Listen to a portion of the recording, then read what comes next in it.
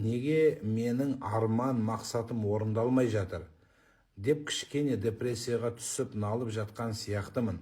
Шыдамым жетпей, иманым әлсіреп жатыр аға, дейді. Сен білмейсің ғой.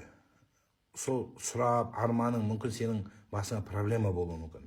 Сіз ойлайсың, маған мысалы машинам болса, битіп жүрсе, машинада битіп отырып, айнасына қарап битіп жүрсем, бірақ Алла біледі да сені мүмкін біреудің байдың баласын қағып келіп, қағып өлтіріп, сен сотталып кетеріңді біледі Алла Тағала, заранее. Сол үшін қой.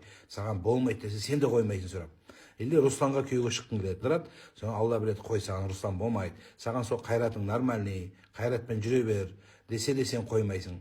Одан кейін барып не деп айтайын? Мысалы үй сұрайсың, үйің болса, күйеуің бар, үй сұрайтындар бар. Мен сізге мысалы айтып берейін. Бір үй жоқтың, мен бір үй алып берді дейік. Алып беріп жатқандар көп, Алла разы болсын. Өзімде, тәжірибемде көп алып бергенбіз. Енді сол үйі жоқ адам жұмыс істеп күнде квартплатаның ақшасын тауып келетін. Уже жұмыс ақша келген, үй алғаннан кейін болды, ол жұмысқа шықпайды, телефон шығып жата береді. Соның қатынымен ұрсады. Қызға айтып берейін саған. Болған, өзім басында болған. Уже үй бар ғой, зачем, проблема жоқ. Жата береді, телефон шығып. Қатын давай, жұмысқа бар дейді, кетші дейді. Соны әйел қояма, қоймайды, соны әйелін бычытықы бұрады. Ұрғаннан кейін не болады? Әйел полиция шақырады, полиция бұны апарып қамайды, 15 күн ба, 15 сутка берді ғой, болмаймын. Сонымен келгеннен кейін айтады, болды, ажырасам сенімен дейді. Енді үйді ортаға бөлікке салады екеуі. Ал мен не шықты ал?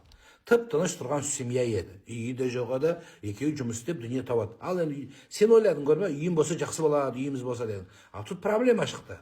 Сонда үйің басыңа қайыр болды ма, жоқ басыңа қиыншылық алып келді ма? Көрдіңіз бе? Сол үшін айтпақ болғаным, әр нәрсенің ақырының қайырлы болуын сұраңыздар.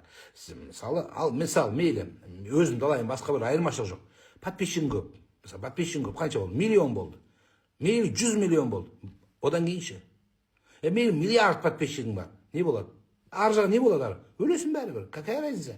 Сондықтан да Алла Тағаладан миллиард ақшаң бар, мейлі подписчигің емес, ақшаң бар. Не болады? Бәрібір өлесің, айырмашылық жоқ. Сондықтан қайырлы нәрсесін сұраңыздаршы.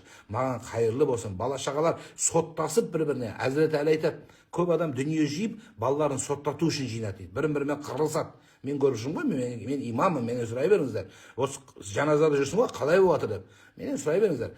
Бірін-бірін бетін сүйгенде, бір-бірін сотқа сүйреп, бір-біріне қол жайса қол жаймай, бір-біріне барса бармай, ақшаң кеткен күні анан байы мынаған жек көреді бажасымен, содан кейін бауырмен қырылысып, бір-бірін сотқа сүйреген қазақ болдық біз. Сондықтан қайырлысын табу керек.